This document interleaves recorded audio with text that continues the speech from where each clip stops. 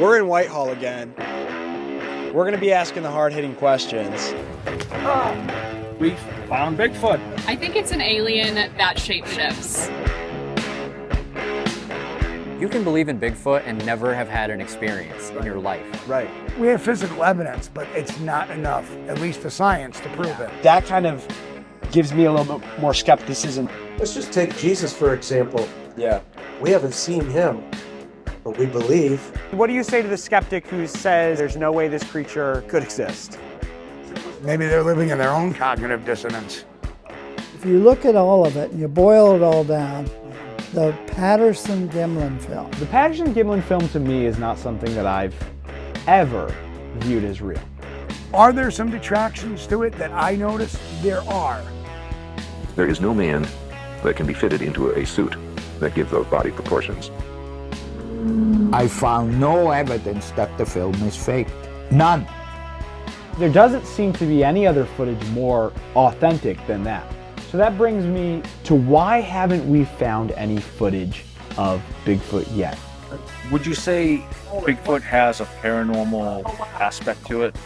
Yeah, I think there is a paranormal aspect to it for sure. There is no evidence to say it's from the paranormal realm. It's obviously half human. It's very intelligent. When people seem to get close to it, they just can't quite see it or just can't find it. Like, that's kind of strange. It's all part of what we know as consciousness. Once you kind of develop a proximity, you become more aware and things start opening up. What do you think about all this stuff about Bigfoot's coming from UFOs? I think it's something that should be respected and looked into. Why would you drop something off completely naked onto a planet? Other than to perhaps observe us. Makes no sense. It has to be of some sort of spiritual presence.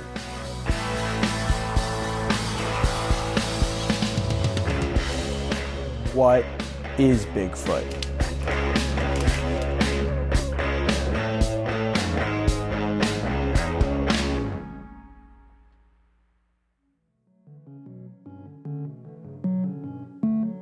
Your story was something that really kind of was, it brought a lot of news to the town.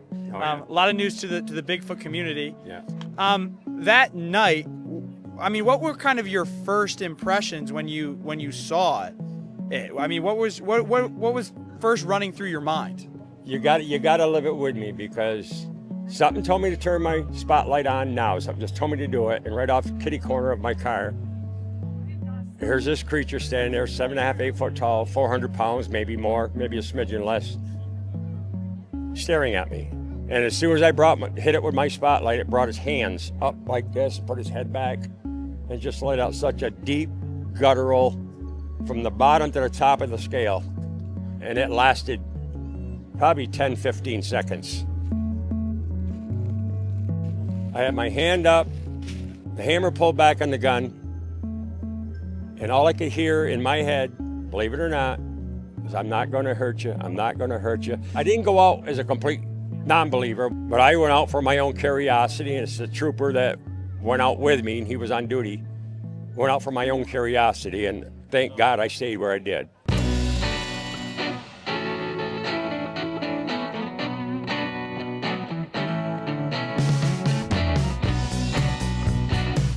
Perfect fall day. We're driving through Vermont and it is absolutely gorgeous. So we're pumped to get down there and just mix it up with everybody and yeah, have a blast.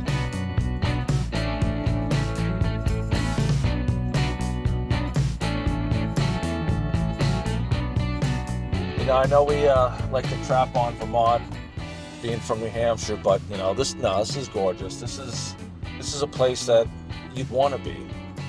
Want to retire here, come visit on the weekends. This is it.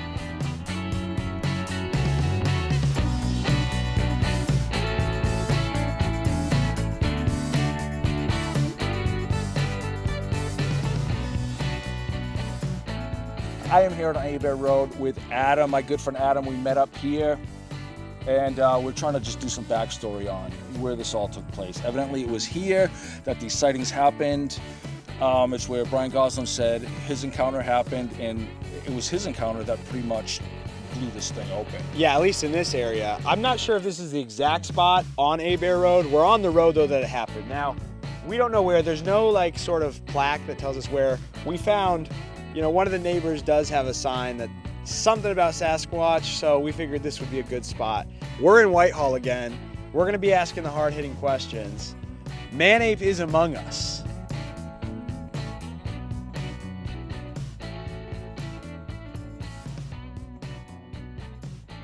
How valid do you think the Abear Road story is? Why would you discount it as a credible source? Because the people have stuck to the same story many years. It's been substantiated in many different ways. They could have done it to bring more population to this, and this festival give them a big chunk of money. Yeah, my pushback on it would only be that was a time when that was kind of a hot thing to talk about, and small towns were having these things, you know, even up in this area. So tongue in cheek for fun. Yeah, and to bring in revenue. No, I'm not discrediting it, but I could understand how, because of the time in which it happened. Right. And I think it's also one of those things where people are often just so skeptical of Bigfoot stories because it is one of those things where we don't have any physical proof. Right. And so if people do believe that it's a flesh and blood creature and not on that paranormal side of things, then there's a big issue with that because we have DNA and physical proof of almost every other animal that's existed. And with the technology today, you kind of go like, wait a minute. You can fly drones with drones, thermal optics, we track satellite.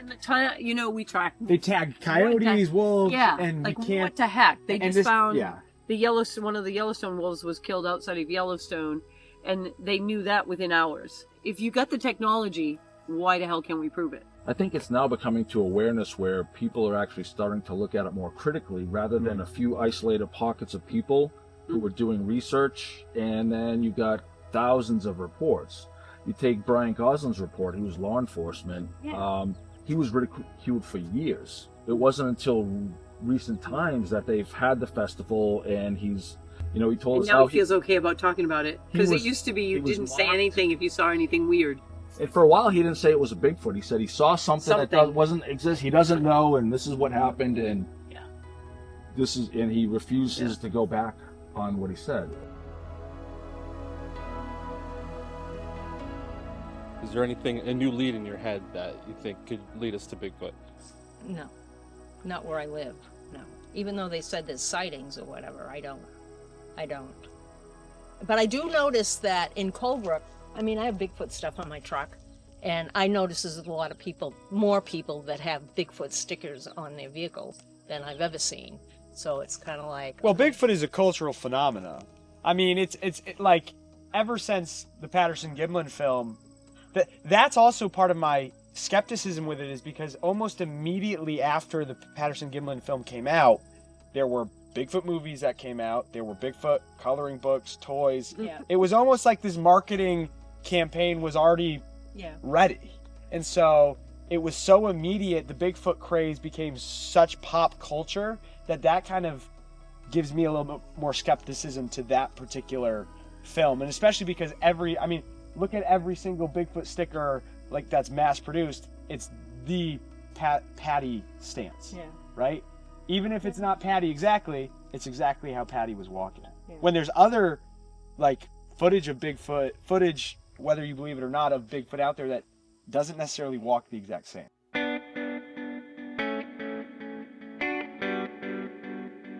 Nice to meet you all. Yeah, of course. Yeah. All right, we'll see you over there. Okay. See you over there. Bye-bye. I hope one of you or one of us is lucky enough someday, but get it on film and camera. Like, come on. All right. Exactly. Some hair. Okay. I want to see it. Smell it. Whatever. You guys. Have a good one. Road closed.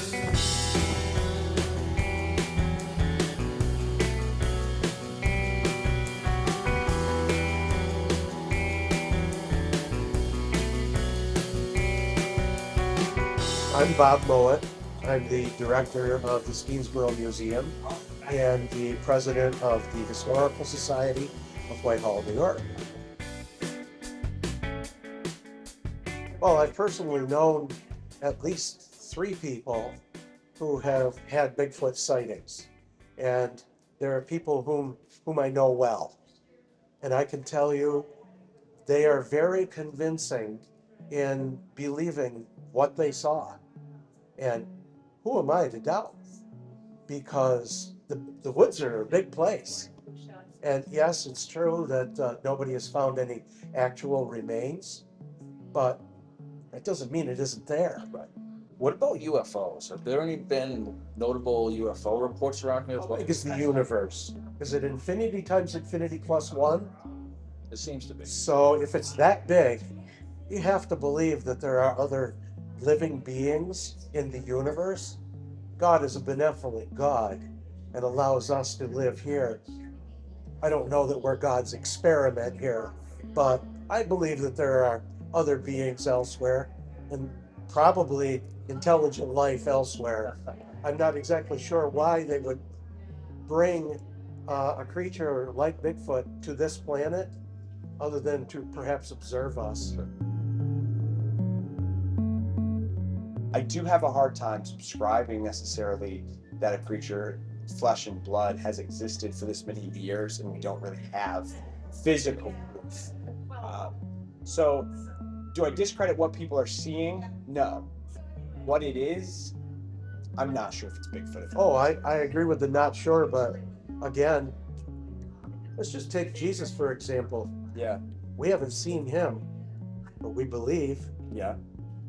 But we have accounts of 500 people that saw Jesus after he was resurrected. That's correct. And there's no reporting of anyone ever surviving crucifixion except for Jesus throughout Roman history. How many people have seen Bigfoot and not said anything about it? Or not written it down? It's interesting. We don't know. Yeah, this is true. This is true. It's food for thought. Yeah, it is. Appreciate your time. Thank you very much.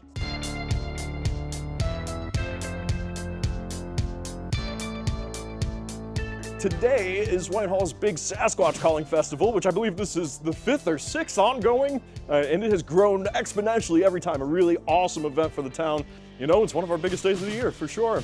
Next to Magic pre-releases and really fun D&D nights. Yeah, you know, it's definitely a big opportunity for the whole community to come together and celebrate this and bring a bunch of new folks into town to see what Whitehall has to offer. Do you believe in Bigfoot? You know, I've been living here for well over 20 years. There's something out there. Who's to say? The Adirondacks is like 11 million square miles of untamed nature, so there's definitely opportunity for some weird stuff to be out and about. Awesome. Is there anything else you'd like to say? Thanks for tuning in. Drop by Freakopolis if you get the chance. We'll be here. Boom. Turn it.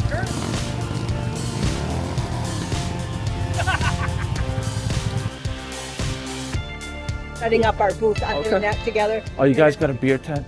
Yeah. That's my favorite. Beer here. This is Cigar Brothers Brewing, and then we have beer over here. Awesome. Okay. Thank you so much. Thanks again. Sasquatch himself. Get on the air road.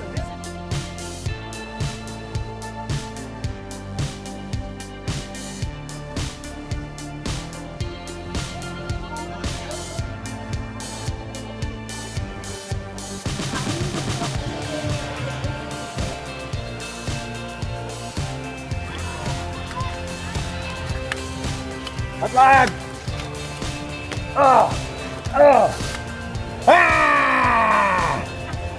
One of our traditions is sharing a moxie.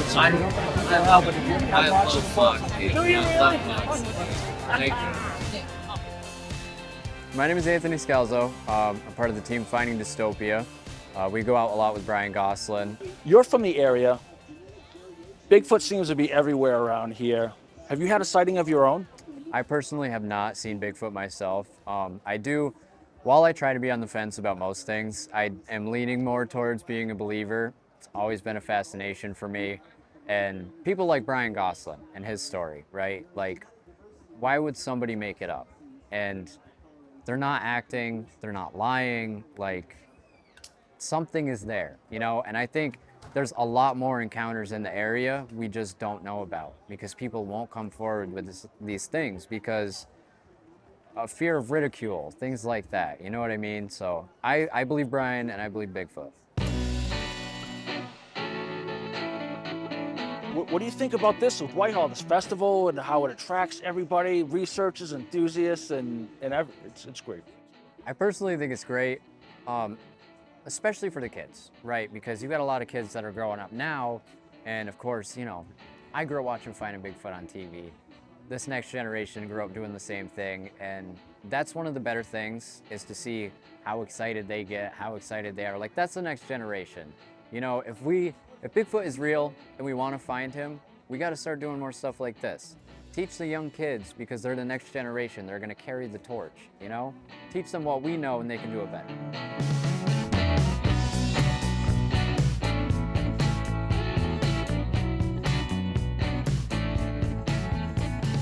If you actually want to believe in this, you need to look at every story. Like, there's a large chance this isn't real.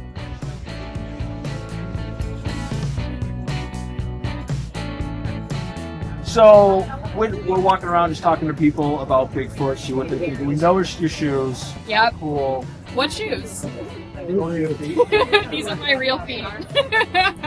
I think it's an alien that shapeshifts. Okay. And this is like one of its forms. It takes on this form, but maybe there's other forms as well. So we're at Whitehall, and we found Bigfoot. Yes, we found Bigfoot in New York, right here, and I'm seeing him right now with just one eye looking at me in the face. Where you been? Where you been hiking? I've been hiking around New York City.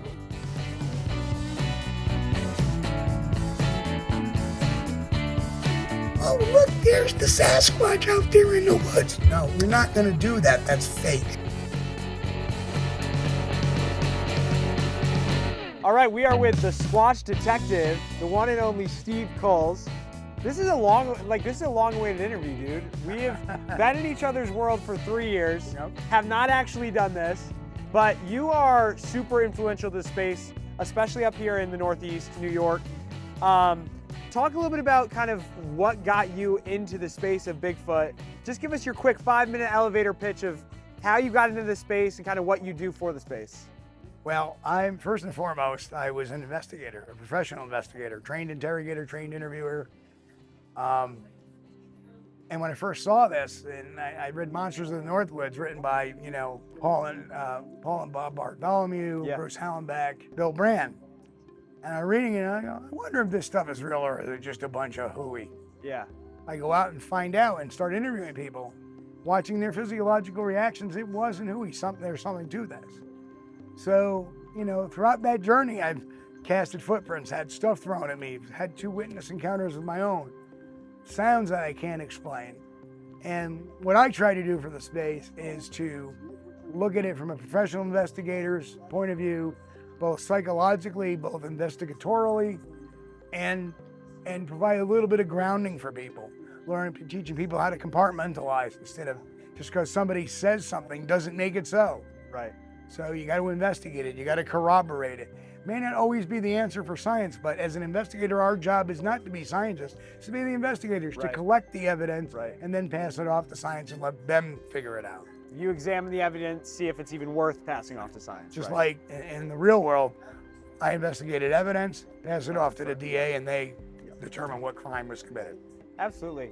So when you're dealing with an investigation or you're dealing with someone's encounter, how do you approach it from a reasonably skeptic mindset to approach every situation as, I'm not going to take you at 100% word, but I'm gonna be a little bit skeptical. How do you approach situations like that?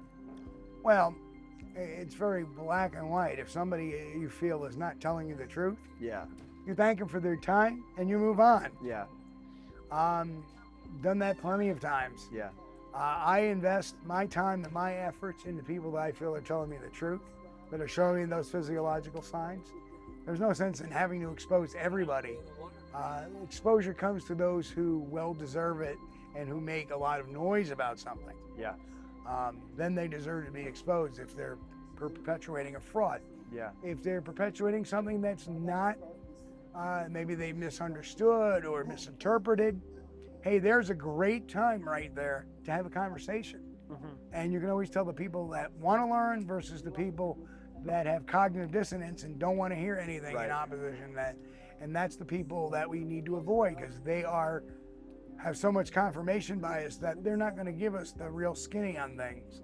That's why I try to train people like I've tried to be, and that's be a straight shooter on things. Here's the good, the bad, the ugly.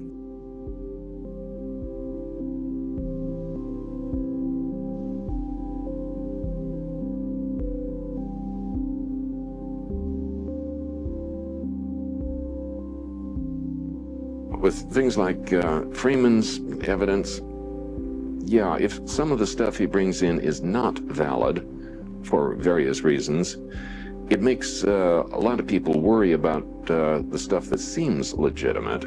Now, I try to draw a sharp line there. Just because some of his information is not valid, that doesn't necessarily throw it all out. I had the same problem 20 years ago with a fellow named Ivan Marks up in northeastern Washington. He faked a film and has since faked many others. But prior to the faking of the film, he brought in a fair number of casts and had a number of accounts of it. And I'm satisfied that all of his evidence up to a certain point was valid. Then he got impatient and started faking films.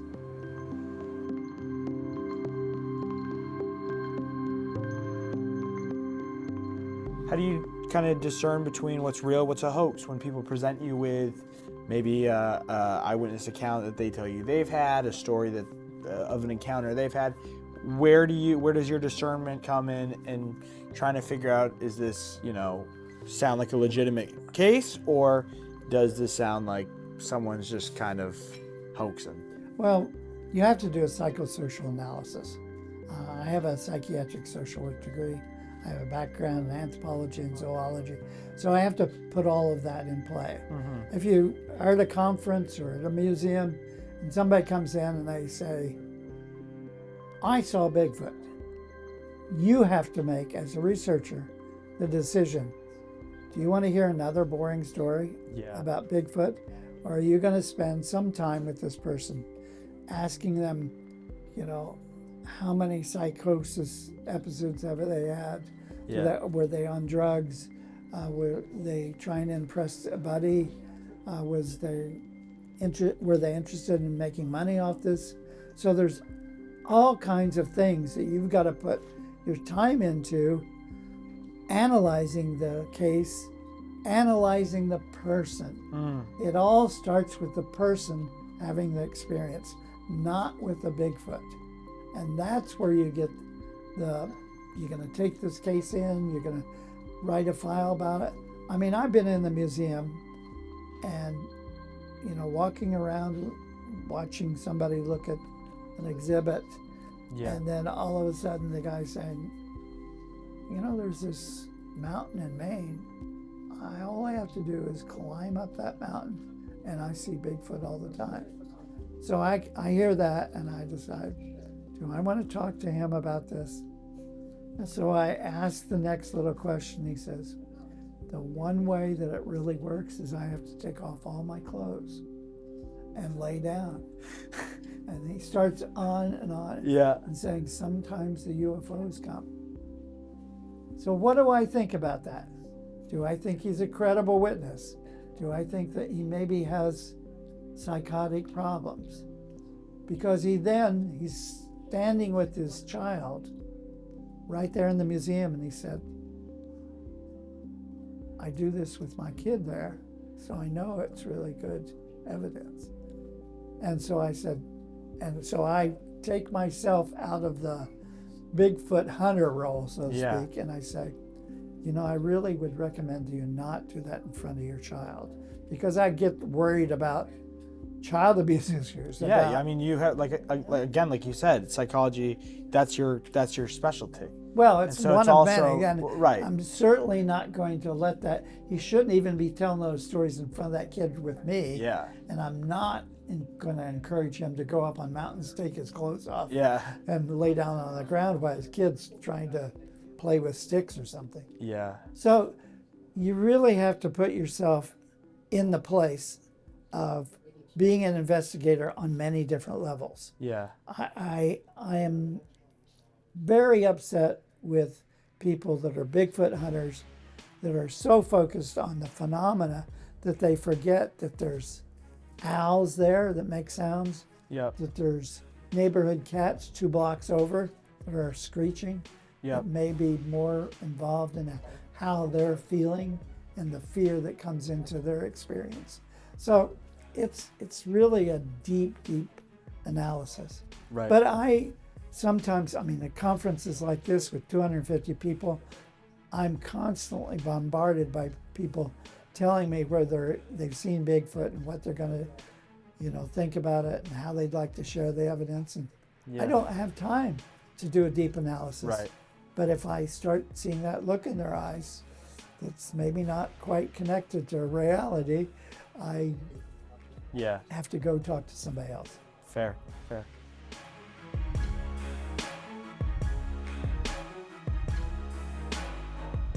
Tell me kind of a little bit about what got you into Bigfoot. Like, how did your Bigfoot journey start?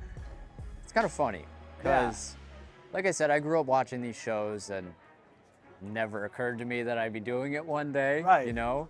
I met my girlfriend about 3.5 years ago, and we were together for, 6 months, 8 months or so, and one day her dad was like, guys, I want to start a ghost hunting channel. And I was like, why not, And then that eventually led to us meeting Brian and his wife Sue, through mutual paranormal experiences and stuff. And that's when I heard Brian's story for the first, from him for the first time. I'd seen him on History Channel and stuff, but I got to hear his full story and see him face to face, see the emotions in his face. And that's when I was like, there's got to be something to this. Like, I trust Brian. I don't think he's making this up. Like, he believes that's what he saw. Yeah. So. Now, obviously, because you're close with Brian, you guys have investigated these things together.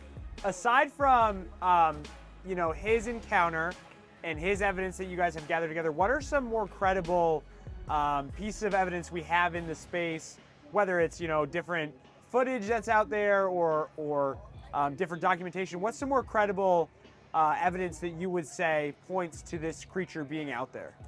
So it's getting harder and harder for credibility in today's society, because I'm sure you guys are aware of things like AI and stuff like that. Right. But people are also, as this is improving, so is video forensics. So I think we need to look into things more, look into what's out there as far as available evidence, and some things have been disproven.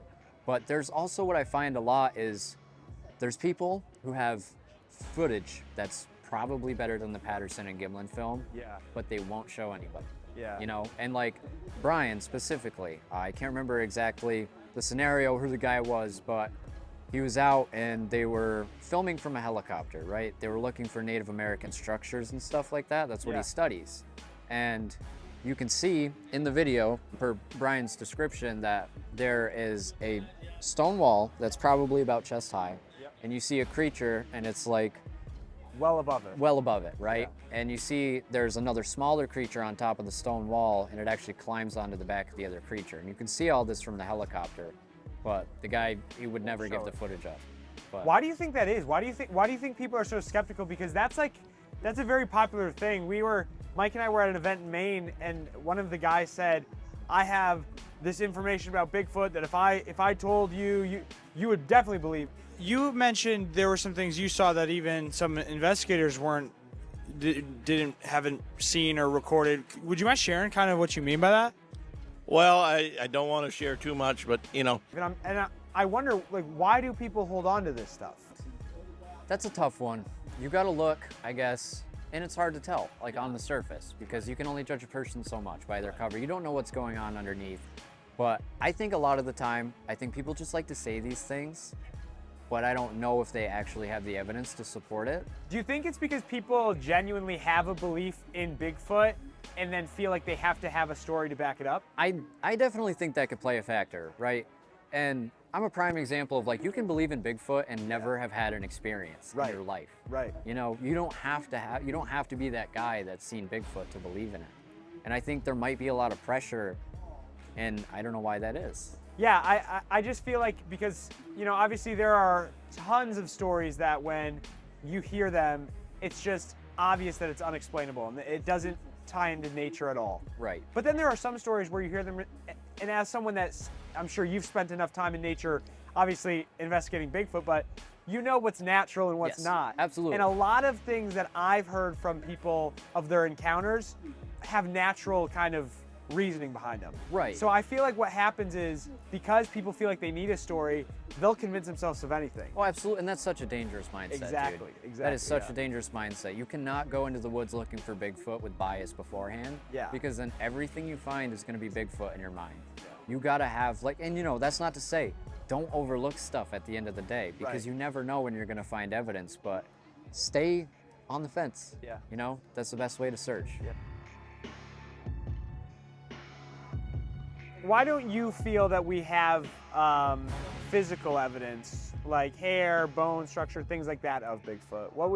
Why do you speculate that's something that we haven't obtained yet? Well, I'm sure we have hairs that are, lacking. But we don't know what, yeah, right, classification. right. But they lack a medulla, so we can't really genome it to actually see where it actually comes from. Do find it funny that we do have some primate-like hairs that we found. That hasn't been enough to convince science yet, that alone. The footprint evidence I feel is really solid, which is physical evidence. We have physical evidence, but it's not enough, at least for science, to prove Yeah. it. Okay. What we need to do is get that blood. What we need to do is get that skin cell. What we need to do is get that hair with the root ball into it. We need that. That's what we need. Or even a hand or a foot or, a discovered body. I don't ever promote killing one. Right, right, right. But that's what we need to do. What do you say to the skeptic who says, absolutely, Bigfoot's not out there, there's no way this creature could exist? Maybe they're living in their own cognitive dissonance.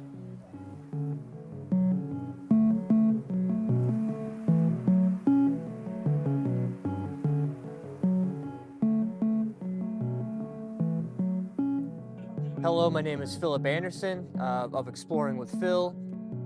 Do paranormal videos, basically in the Bridgewater Triangle, also many other cryptids as far as puckwudgies, Bigfoot, basically anything that is in the Bridgewater Triangle area. So that's basically what I do. When did you first realize you were interested in cryptids or paranormal things and stuff like that?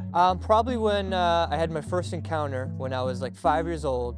I was playing upstairs in my parents' bedroom upstairs in the apartment that we lived in. And all of a sudden, out of nowhere, I heard a glass break and then a woman's voice. And of course, my mom's downstairs. Yeah. There's the only other person there besides myself and my little brother who was also downstairs. So I know there wasn't anyone else there. Mm-hmm. So obviously, as a 5-year-old, I get scared. I run downstairs. I tell my mom. We go back upstairs. And of course, there's no one there. There's no glass broken or anything. So a few weeks later, I had my birthday party. And we have video of this, and I'm still like talking about it and talking to the other kids and stuff. And they started making fun of me because, like, oh, Phil heard a ghost, or, I didn't see anything but heard. And so that was probably my first paranormal experience. And then from there, growing up in the late 80s, early 90s, there really wasn't a lot of like paranormal or Bigfoot stuff around, besides, unsolved mysteries and stuff like that. So as time went on, ghost hunters and stuff like that came around. That's probably when I got into ghosts a lot more. And the paranormal in general, and then obviously cryptids with that as well. What are some of the more recent discoveries you've had in the Bridgewater Triangle, or different evidence you found of different things? One thing that I think that sticks out to me, I was with Banter with Richie B, invited him out, and Richard from Shadowside Paranormal. We were out in Huckamuck, and it's very, very odd going back to the metal noises. So we're out there. And we're hearing these noises in the swamp. And in the moment, every single one of the noises sounded like wood, or just kind of like wood breaking, things being thrown, stuff like that. Listen back, and every single one of those noises we thought was wood was metal. Every single one. And not only metal, but one of them sounded like a tin can being thrown. Yeah. So that was very strange. And then with Richie, we caught a disembodied voice of a woman, which I heard with my own ears. They didn't hear it at the time. But we're kind of out there, and I'm talking about time slips, and if time slips are real and stuff like that. And then we catch a woman's voice that either says hello or help. Not exactly sure what it said. It was one of the two. But heard it live, and of course we catch it later on. Now what's really weird about that whole thing is I record on my iPhone, and so I'm recording with my iPhone with a microphone on it. We didn't catch it, or I barely caught it on my phone, but I had an iPad on the ground like 5 feet away from me. We caught it on that. Interesting. It's very strange to catch it. Yeah. You know what I mean? It's like, Yeah. how does that work? Right. You know what I mean? So that's kind of weird. Other things I've caught out there that I think is remarkable is what I think could be things from the past. On many different occasions, I've caught what sounds like drumming, like Native American drumming. Yeah. And then followed by singing. Which I like. Obviously, there's no Native Americans out there singing and playing drums, so obviously this is something from the past, probably.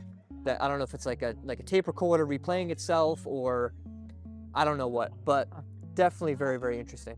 So with the voices, some of the things I've heard some researchers on Bigfoot say is that Bigfoot will mimic certain sounds to try to catch people's attention or whatnot. Sure. Do you think that's possibly could have been a sign of Bigfoot, or maybe? Possibly. I have caught specifically things out there that could be Bigfoot. Like one time I was out there, one of the times I've heard these metal noises. Before I heard a metal noise, there was this large bang on a tree, and then a tree falls down. We're talking, I don't know, probably 75, 100 feet in front of me in the swamp. Now what's really weird about that is after the fact, I listened back to that audio clip, and at the same time where you hear like the object hitting the tree, catch an EVP at that same time. And what it sounded like was like a or like when someone hits something hard, or like a tennis player when they hit, like they make a noise. That's exactly what it sounded like, and then followed by like the tree falling. So that could be possibly a Bigfoot type of thing, knocking down trees and stuff like that. But like I said, it was also followed by metal noises after that, which is very, very peculiar, because there's not supposed to be metal out there. So what that is, I don't know. Fascinating.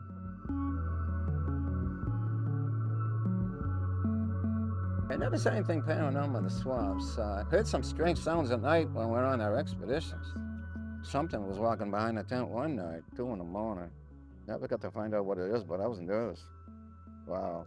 But fortunately, wake up in the morning, there's nothing there, everything was okay. But then another time we went over there, me and and Mike and this woman, she said she was a psychic. Now, I said, a psychic, she didn't want to go. She was horrified, but I said, please, go. You don't like it, don't come back. So we went, and she said there was something there, she could sense that it's lonely. I go, I'm lonely too. And so we just said, and so we went camping, had the campfire, but we're just sitting there, and it got dark quickly. And I got up, I had this powerful flashlight I used to use when I was a security officer.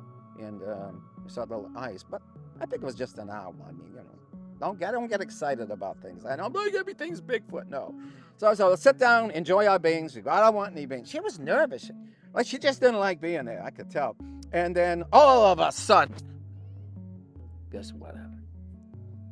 Something dropped from a tree, and it ran like a child, and it tripped. We had perimeter line. It took me a long time to realize this, but there was perimeter set around the campsite when I went on the expedition.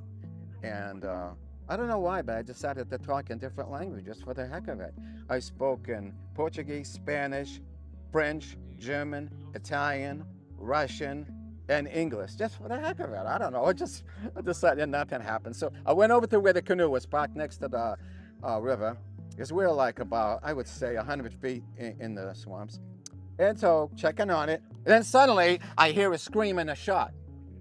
So I said, uh-oh, I went around to help, and then she comes on, she's this big woman, she almost knocked me into the bushes. I said, what happened? She goes, I'm getting out of here, no, I'm getting out of here, And so I said, okay, oh, geez. I go, Mike, what happened? It was a hairy thing. And well, what was it? He goes, I just saw something hairy. But why'd you shoot at it? Could have been some poor animal. He goes, she told me to. She told you, so you shot. He got in trouble for that. Yeah. Everybody read my article. It seemed like the chief of the police in Middleborough took his FID card away because of that. But anyways, so that was unfortunate, and I said shouldn't have done that. So we quickly got in the canoe, had the rifle in my right hand as I'm sitting in the middle and the flashlight in the left, and okay, nothing happened after that. However, though, but nobody can explain what was running in those woods like a child. It dropped from a tree and ran, tripped on the perimeter line, and went up the path. And I know, I've checked out that path. Mike and I did one time on a foot patrol. It's a long path. It goes deep into the swamps, and then finally it ends. And then I found this hill on the top there where I carved my name on a tree. And I'm mentioning this about the tree because they call it the Joe Deandrade tree. And I didn't think I was going to be so famous because of that tree. Yeah, really. I was like, whoa. This guy, Jim Rice, he used to send me more info than anybody. He went there, he found it with his team, had a tent, dropped the tent. Well, something threw a big log at him, he said, and it was huge. And they dropped the tent, and they took off. The next day, they went to get the tent, and suddenly, it took all three of them to pick up that log. So something very big and strong did not want them there.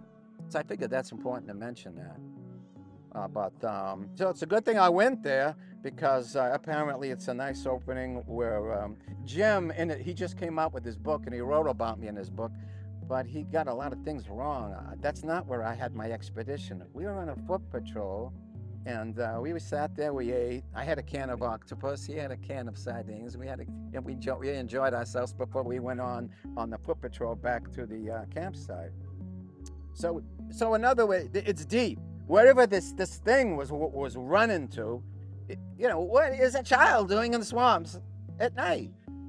It makes no sense. There's a lot of unexplained things. Yeah. And one night at 2 in the morning on an expedition, I lay in a sleeping bag and I could hear footsteps walking behind the tent, like human footsteps. And I go, here we go again. What is going on? So I was nervous, it's like, something's walking behind you. And I stayed up for a long time. But fortunately, nothing happened. Get up in the morning, and it was fine, So whatever it was, it didn't bother us.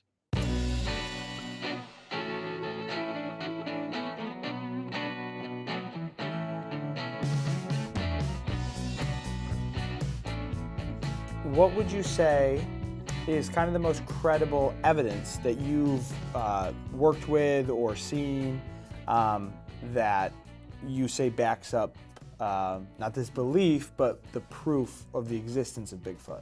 Well, the way we have to look at Bigfoot is, folklore, ancient tales, newspaper articles from the 20s and before, recent material, gets more and more into evidence because people have gone out hunting. So now we know there's tons of evidence, supposedly, mountains and mountains of stories, and now there's new books. But if you look at all of it and you boil it all down, the Patterson-Gimlin film, taken October 20th, 1967, tends to be the piece of evidence that everyone looks at to say, maybe this is a possibility. Analyzing the creature in the film as to the idea that, it's just a big man in a fur suit.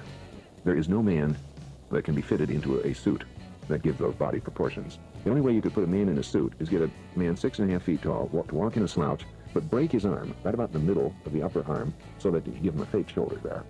And I don't think anyone would have done that. One would say, well, if there's Sasquatch out there and people have cameras, somebody would have taken a picture of one. There are a few still photos floating around of shadows in the bushes, which really don't mean a thing whatsoever. But then we have the Patterson film, Bluff Creek Bigfoot film, of October the 20th of 1967. The area is 40 miles south of the Oregon border and 20 miles inland from the Pacific. And we all of us went down there at one time or another and saw tracks in there. So Patterson and his partner Bob Gimlin went there. They spent about 10 days riding around on horseback on the logging roads up and down the creeks when they came across this creature down by the creek and filmed 24 feet of 16mm color film. It's the only film which ever stood up to our rigorous investigation. I spent since the summer of '68 investigating the film. I found no evidence that the film is faked. None. One thing that I have been on the fence since I've dug into this is the Patterson-Gimlin film. and the validity of the Patterson-Gimlin film. While I don't believe that that film is necessary to the existence of Bigfoot, I do think people people almost take it as gospel and that has to be 100% fact. What is your view on the Patterson-Gimlin film, and do you think that's an authentic film? Well, I can only tell you the way I'm leaning. Yeah. I am leaning that it is authentic. There's a few reasons why. Of course, the late Dr. Jeff Meldrum, a friend of mine, has articulated greatly about the biomechanics of it, the foot morphology, and some of the things you see on the film. It is one of the most researched, consistent stories. We know the who, the what, the when, the where, and even the why. Yeah. They were there. Are there some detractions to it that I noticed? There are, but they're still, not enough to really concretely say that it's not real. Yeah. Because when you read body language and stuff like that, it's not 100%. For example, Roger Patterson, when interviewed with John Napier, gives a really bad interview from the perspective of a forensic interviewer like myself. Right. But there's one thing we forget about. Dr. John Napier was not a believer in the Patterson-Gimlin film. And Roger Patterson knew that. So there's some sort of uncomfortability there. Hostility with hostility, fire with fire. Yeah. Right, so it's hard to actually call that your end-all interpretation. Yeah. Have there been some discrepancies of what they've said over the years? Minute ones. But the story has remained, for the most part, consistent. And to me, that says volumes.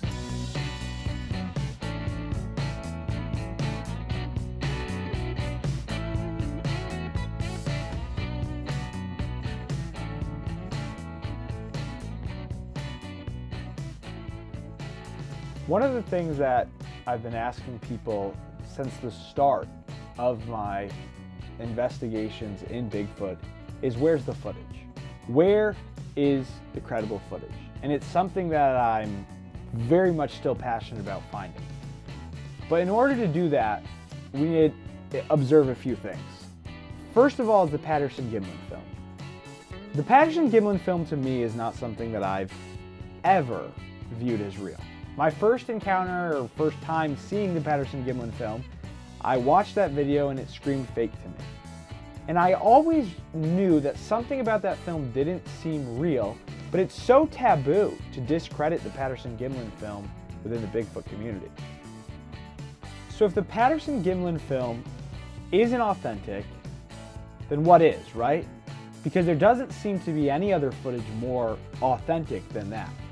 So that brings me to, why haven't we found any footage of Bigfoot yet? Now, there's the theory that Bigfoot is a flesh and blood biological creature. That could make sense, but I think if it was, you would see more of it. Or we'd have more videos for sure. I now am falling more toward the realm that if Bigfoot exists, it has to be in the paranormal realm, and it has to be something that we can't explain that isn't biological. It has to be of some sort of spiritual presence.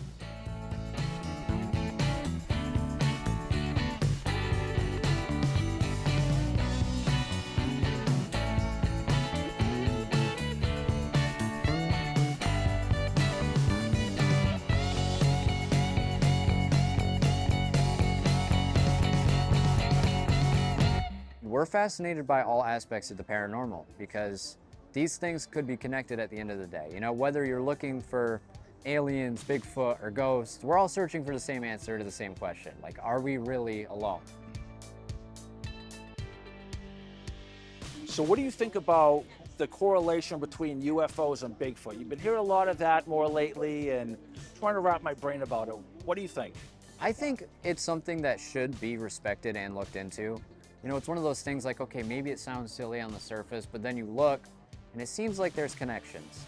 Personally, what my beliefs are, I believe that Bigfoot could be some sort of lost ape or distant humanoid, but that's my opinion, you know?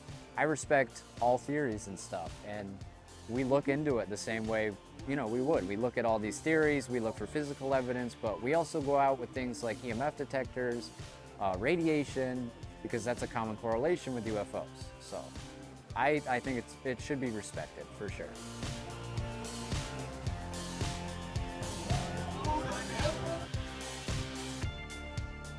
Well, Steve, it was great to see you again here at this awesome place. It seems like it's growing every year. And we've talked a lot about Bigfoot in the last couple years. The one thing I had to ask you in person, what do you think about all this stuff about Bigfoot's coming from UFOs? Well, I have always said that you can have parallel experiences. You know, aside from people see UFOs, people see Bigfoot.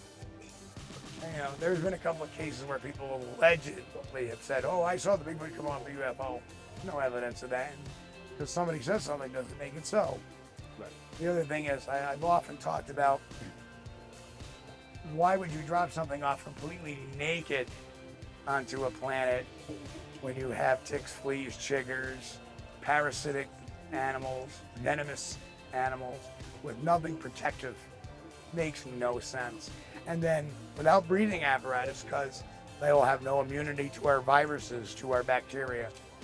So science argues against that as well. What about, the only way I could wrap my head around the correlation is, what if these Bigfoots are being visited by the UFOs, and do you find anything like... Maybe they're being studied like us. Well, that's what I'm wondering. Yeah. If it, at least. At the very least, that's what it would be. Because I'm trying to go down this rabbit hole, Steve, but what I need to do is ask you to hold the rope around my ankle, because I'm going in. You know, and I need you've something been out to pull too me far. back. I'll put that rope around your neck. Just pull me back if I get a little too out of control of it. Yeah. Well, it was good seeing you, Steve. All right, brother. You think the government's hiding anything? I think they're hiding a lot, but that's besides the point, you know. Like what? I don't know. Between all their greed and corruption, you know, seriously. Well, I just saw something on TV recently about Roswell and the aliens. They were showing this film where they caught these aliens, but somebody was saying it's not true, don't believe it. So I never believed any of that. I mean... Fake news. Yeah, because, I mean, it's confusing, you know? Because first of all, okay, you watch the I like to watch the X-Files sometimes. And it's like, okay, I used to believe in aliens, but I don't, because I read a book about this man wrote about cults, and he made a lot of sense. And he said something I didn't think about before. He said, as far as the aliens are concerned, he said that we are all children of God, and we're created in his image. What are the aliens created in? I mean, I've seen 3 flying saucers through a telescope one time. I know, so I can't explain that. I mean, it's strange. And that was I met this guy, and we went, high school. We used to walk home together. And his father had a telescope in front of the house one time. He had one in the back, too. I actually got to see the sun, and you weren't supposed to do that. I'm lucky I'm not blinded. Yeah. I saw it for a few seconds. And he put it out front to see the Gemini craft. So his son goes, "You want to see it?" "Sure." And his son out there, and his father, and he set it all up. I'm looking at the Gemini craft. I don't care who believes me or not. I saw a bright white disc on the top, another bright white disc on the left, another bright white disc on the right. And I'm looking on this, uh-oh. Now look, if I can see this, other people can see it. So the father asked me, "Did you see it?" I go, "Yeah." And I said, don't open your big mouth, but I did. And I said, I saw something else too. And his father like, "Oh, what'd you see?" I said, "Well, I saw 3 bright flying saucers, one at the top, one at the left, one at the right." And his father looked at me like, "Okay, my friend, yeah, sure you did." Well, I'll tell you something right now, okay? I know I'm being filmed and everything, and this is the truth. There was a bookstore in Bridgewater, and I was interested in UFOs. And I bought the magazine. And guess what the magazine said during that Gemini flight? The guy used the word bogies. That astronaut said, "We've been followed by 3 bogies," and that was in the magazine. Can you imagine that? Yeah. So I'm not the only one who saw it. So I'm just, because other people have telescopes a lot more powerful than that one. Well, you brought up the Bible a little bit, and you brought up faith. You know, for me, as a man of strong faith, there are a lot when it comes to UFO phenomenons or even encounters with Bigfoot that I think you could find a lot of similarities to the Book of Revelation. or even other things throughout the Bible in different prophecies. So for me, I think that a lot of times, personally, my personal opinion, I think a lot of some of these encounters people may have with UFOs or quote unquote aliens, I think it's in my opinion, I think it's the spiritual realm. I don't think there's, because in my opinion, if I believe there's a God, then I also believe that there's also a devil, and I think there's also another dark spiritual realm.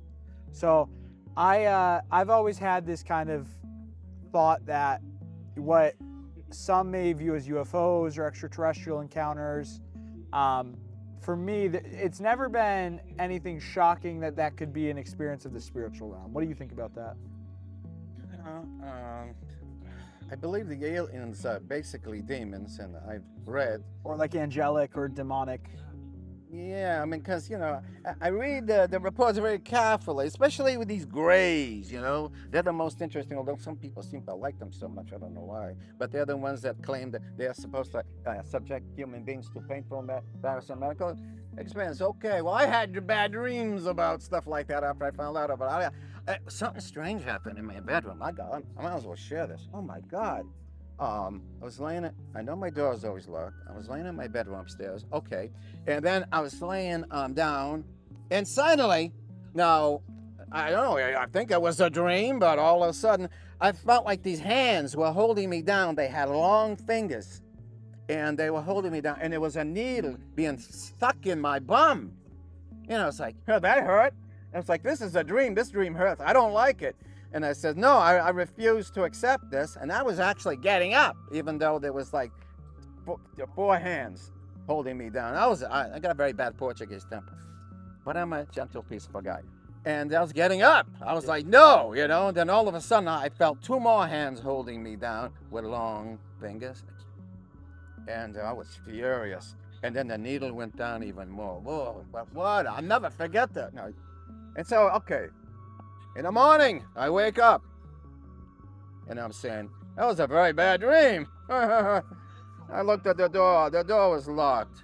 I unlocked it. I went in the bathroom. I said, let's see what's going on here. I looked at my bum in the mirror. There was a needle mark. It was reddish in the back. I was like, oh no. Wonderful to sit down and talk to you. Yeah, we really appreciate you telling us about your encounters, your experience, and sharing some of your insight with us. I thank you. Yeah. The young guys like us, to put it. Well, the young guys like me. That's funny. Well, I guess I'll just end by saying that I can't explain it. I don't think it came on the ark as well. There's you got you got werewolves, and you got vampires and stuff like that. They're out there too, and I believe they exist, but not like Hollywood portrays them. So many things. Then the aliens, and there's all these different kinds of aliens. Again, as far as that's concerned, I mean, I don't know. Well, something happened that night. I saw the mark in my bum, so I don't know what to say. I just know that I'll always believe in God, and whatever's going on, God has allowed it for a reason. I believe He wants me to do this. And a cardinal over at La Salette Shrine, because I asked him, I want to make sure I'm doing the right thing. And when I finally got my chance to talk to him, he said to me, and I'll say this real quick. He put his hand on my shoulder and he goes, "Young man," he goes. I go, "Oh boy, here it comes." "Good for you," he said. "Someone's got to do it." So I believe that I was meant to do this.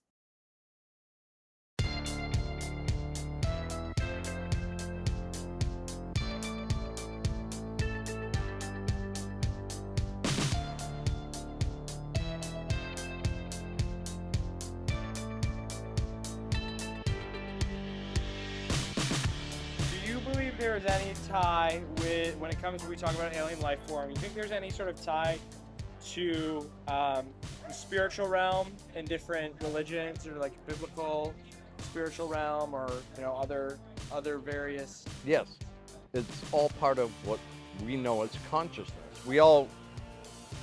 Quantum mechanics and quantum physics have already taught us that this exists. It's all interconnected, it's all tied. It's just various levels of consciousness. And you believe that certain people have a higher level of consciousness towards these things? Well, certain people have the ability to tune into things better, okay, because in physics, we are all a matter of vibration. Things vibrate at a particular frequency. Somebody's makeup, their skeleton and all of the stuff that makes them may be closer attuned to those frequencies, like a tuning fork. They're tuned because of what makes them at that frequency. You may be a different frequency, I'm a different frequency. This person is picking it up because they're closer to that frequency. And that's coming from a scientist. This is the stuff I use every day. Have you read Imminent yet, Lou Elizondo's book? Okay, so when he talks about coming into ATIP, he mentions that Jim Lukatsky is talking to him at one of the first interviews that he did, and he said, you gotta just kind of approach this with an open mind, and it's sticky. The subject is sticky. And then he goes on and talks about how him and his wife started seeing green orbs in their house. So yeah, it's very interesting that once you kind of develop a proximity and an energetic connection to the subject, more aware. You become more aware and things start opening up. You guys ever heard of the UFO Chronicles podcast? I have not, no. No? You guys got to check that out. The UFO Chronicles podcast.com. I'm featured on episode 242 on that. It's a podcast out of the UK, and everybody talks about their incidents. So I go into detail about my experiences over there, but I'll just keep it brief for everybody now, viewers at home or whatever. I grew up in a small town called Hudson, Massachusetts, and one night I was hanging out with my buddy in his bedroom, and we were putting on instrumentals. It's crazy because you caught me now with vinyl. Yeah. And I got a tattoo of vinyl, so I've been doing music for a long time. So we were like putting on some beats to freestyle over, to rap over and stuff like that. And he was rapping, he was like in his bed, and I was like at the foot of his bed, like in a chair, hanging out by the window. And he was rapping, and I'm looking out the window, and I was like, oh, hold up. And I seen something flying over the water. It caught my attention because it's not something that you normally see. And I drew it. If you look at that UFO Chronicles podcast, go to my page, it's 242, you'll see that it's called Trip Pond. And at the bottom, there's drawings that I submitted. But pretty much, it's the house, second floor, you're looking down, there's the driveway, and there's like a street, and across the street is a pond. So it was over the pond, towards the back end of the pond, that I saw something move from left to right. And it looked like a bowl, as a classic UFO, pretty much, a classic UFO. Saucer, yeah. Right, but instead of just being flat like that, it was like that. And so there was like a strip in the middle, and that strip had what looked like gems on it, like a big ruby, a big diamond, a big whatever. And there was different colors emanating. They were colored, different colors. And to me, I describe the colors as pastel. To me, they look pastel. That's like, like if you take crayons, markers, but pastel, it looked like pastel. And it was rotating the crystals, I would say, whatever, they were rotating that way as the vehicle, the ship, went that way over the water. So I told my friend, I was like, yo, you gotta check this out. And he was like, yeah, right, there's nothing over there. You're busting my ball, you're busting my chops, whatever. So he came to the window, and I had to get out of the window so he can get into the window and look. So when he looked, he saw what he describes as it was going over the further end, and it just shot up and went straight up. So he saw the last part of it shooting up, but I saw the beginning of it coming in. I saw that, he saw that. My mind was like trying, okay, that's not an airplane, that's not a boat. There's no waves rippling behind it on the water. I don't see no people, but I see it just hovering above the water. It's probably like 4 feet above the water, Trip Pond, and it's floating that way while it's spinning in that motion. And it was that middle strip that was spinning. You know, it was so like symmetrical, whatever. So maybe I couldn't tell that the top was spinning with it, but it looked like just that middle part was spinning. So that was one of the incidents that we've seen. My first UFO experience was in 1973. So before I was even... So even we were on the planet yet. Yeah, so at that time I was 7, and I was living in Marietta, Georgia. I was just a little kid, leaving my little house with my single mother and walking across a large yard towards the school bus. There was an intersecting street through a patch of trees, and as I was walking, I just stopped. I don't know why I stopped, but I looked over my left shoulder. Hanging there in the sky was this disc, black disc, like something had just pasted it there, just drawn it into the sky. And then there were, on either side of the disc, it had 2 antenna-like legs. And this was just a black silhouette. It had didn't interact with light, it didn't have shading, it didn't cast a shadow. But in the middle of the disc was a light. And it was just like the brightness of a car headlight, like an incandescent headlight from a car. And it was about the size of I thought of it at the time like a VW bug. It was about that big, hanging in the sky, maybe 100 yards away from me, maybe about, 50 feet in the air. And it just caught my attention, obviously. I stopped, and as soon as I became sort of cognitively aware of what I was seeing and got through the question of, should I be afraid of this? Is this something that I should be frightened of? I got this intuitive sense that no, don't be afraid. And I was just curious, like enthralled with what I was seeing. But as soon as that whole cognitive loop happened, it started backing away. It was going up a little bit, kind of on an incline, towards the line of trees that bordered this field and the subdivision. And it went over the tree, back behind the tree, and it just hung there like it was playing with me, like it was doing hide and seek. And then the light went out, and then it just disappeared, vanished. And the whole encounter lasted had to be less than 30 seconds, 15, 20 seconds tops. Just crazy. And from that point on, in my life, there's always been this sort of questioning and exploration.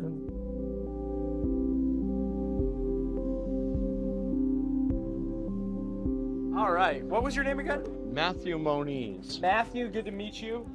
Tell us a little bit about your experience or your research that you've had on UFOs and kind of anything related to that. I'm very curious. All right, I'm a scientist by trade, and my claim to fame in the UFO and paranormal field is doing scientific analysis on what are called trace cases.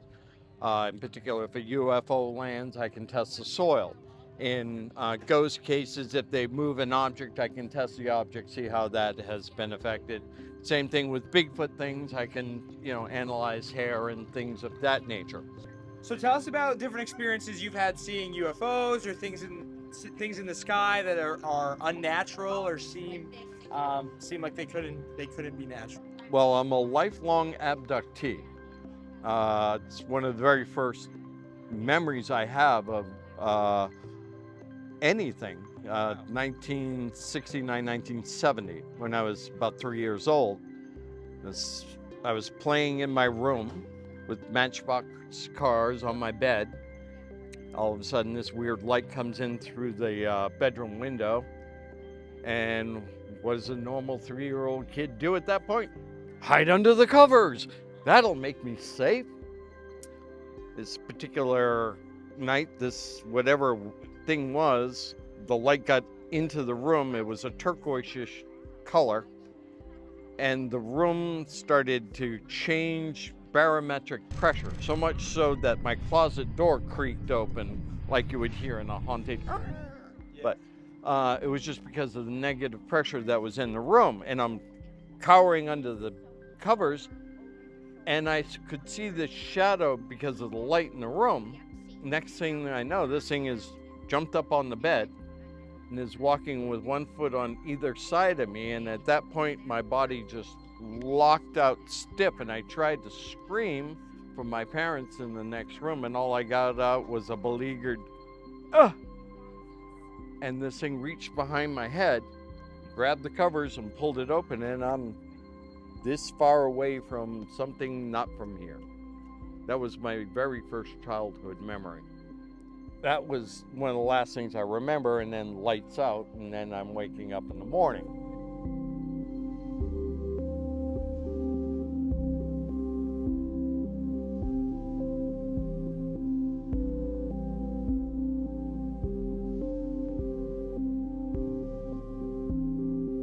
No. See how easy it was to make a footprint?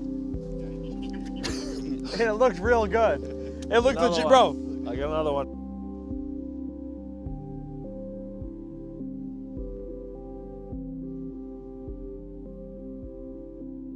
That ominous backdrop too with the clouds. We could get like a Bigfoot to climb up on the other side as we're talking. That'd be like great intro. Good, I don't know, something. Dr. Grover Krantz is an anthropologist at Washington State University. Its locomotion is the human design, so we know it's probably our closest living relative. But in terms of anything mental characteristics, no, it's not human. So it is a mixture of ape and human characteristics. And if you want to call that a missing link, that's fine.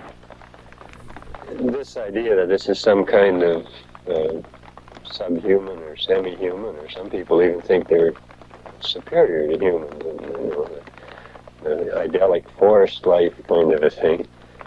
There's nothing going for it. There are people that claim to know a lot about Sasquatches that claim that they're human, but either they're the kind of people who just have a belief and everything has to fit it, or else they're saying this because it's the popular thing to say.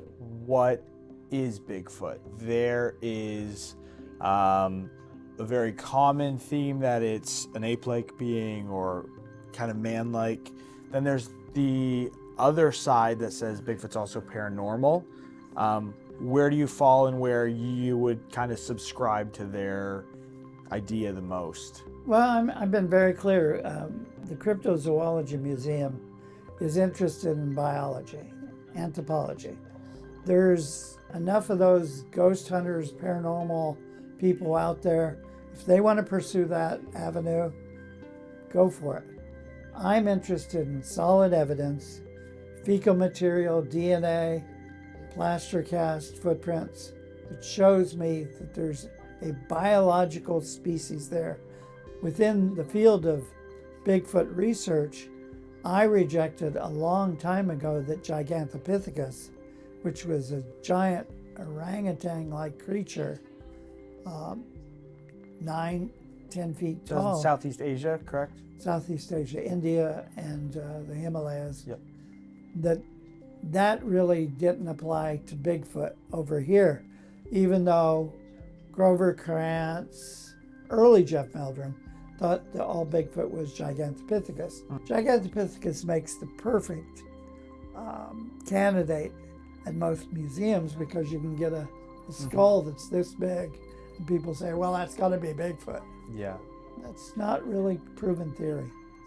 What do you think Bigfoot is? Do you think it's just like, is it another mammal? Is it part of the paranormal realm, another dimension? I mean, what are your thoughts? That's a good question. I've thought about it so many times because I believe in God. I believe in the same. Bible, you know. You and me both. Yeah, good.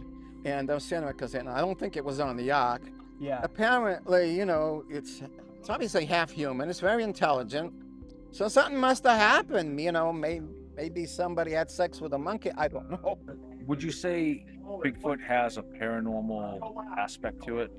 Yeah, I think there is a paranormal aspect to it for sure. I mean, just the fact that when people seem to get close to it, they just can't quite see it or just can't find it. Like, that's kind of strange. Yeah. Like, you know, some people theorize, oh, maybe they have cloaking abilities, or they can disappear, or they're interdimensional or something like that. All those things are definitely possible, I think.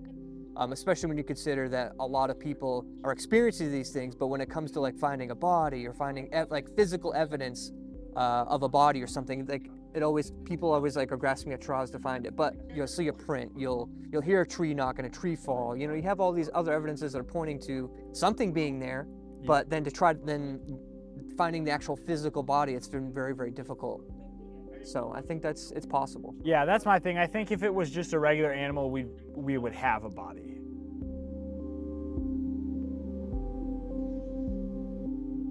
Would you subscribe more to the idea that Bigfoot is flesh and blood, biological creature, or that it deals more in the paranormal space? That's another tough one for me. Yeah. Because I guess I'm more into the biology side of things. Like, that's just what I'm into. And we look at things like the lowland gorilla that wasn't found until 1880, you know, and it's the same kind of thing, right? Because colonizers and, you know, people would go to an area and the natives would have some sort of story about a creature, right? Right. And then they would eventually find this creature and okay, it's just a real animal. Yeah. I feel like we have a similar thing in the United States where you have all of these different pieces of folklore from different native tribes and stuff like that. But in this case, we have yet to find the animal. So I think it definitely is flesh and blood.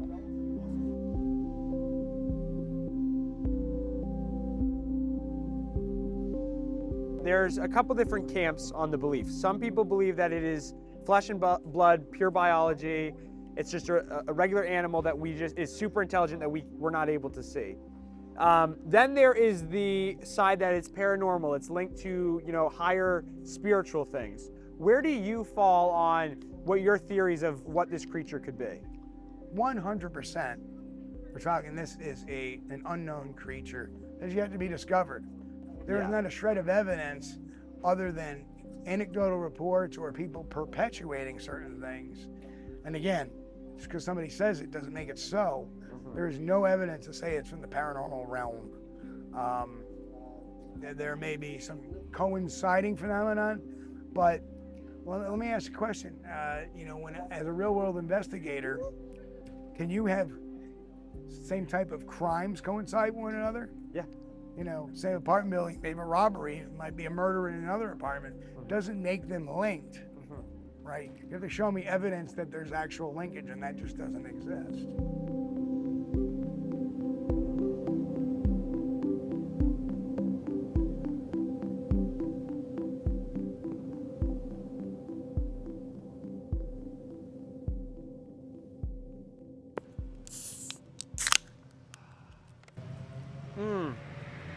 Cheers, Mike.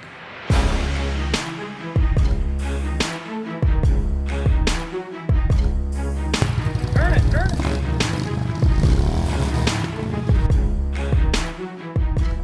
All right, we're gonna let things formulate here with the calling contest.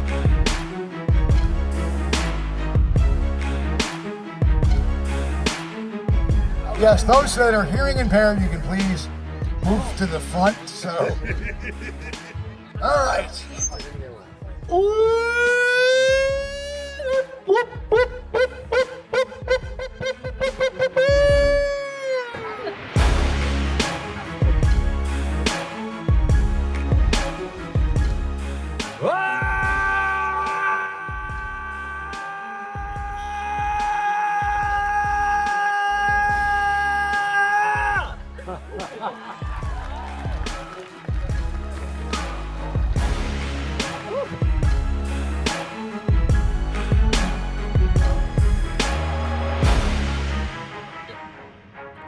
Can't wait to get there to meet Steve. All right. Can't. Say, don't think about it. As soon as you start. Can't wait to say hi to our good friend Steve Kullz, as well as. Take a slight right turn onto US 4. Hurry! Come on, bro.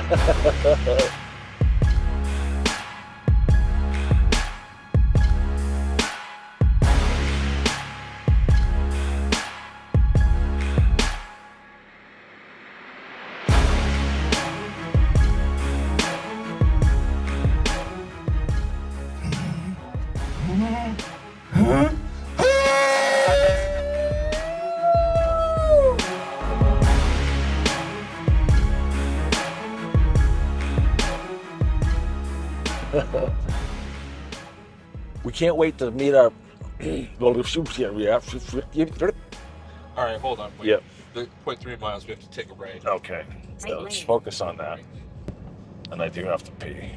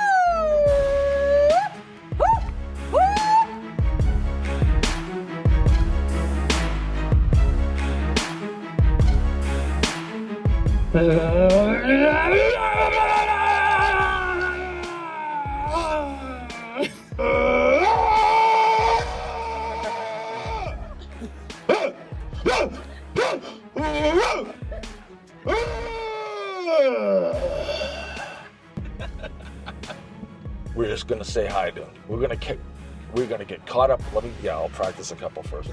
We're gonna get caught up with our good friend Steve Right Kullz, turn Squatch onto US Detective, as well as miles. meet. Turn left onto North Main Street.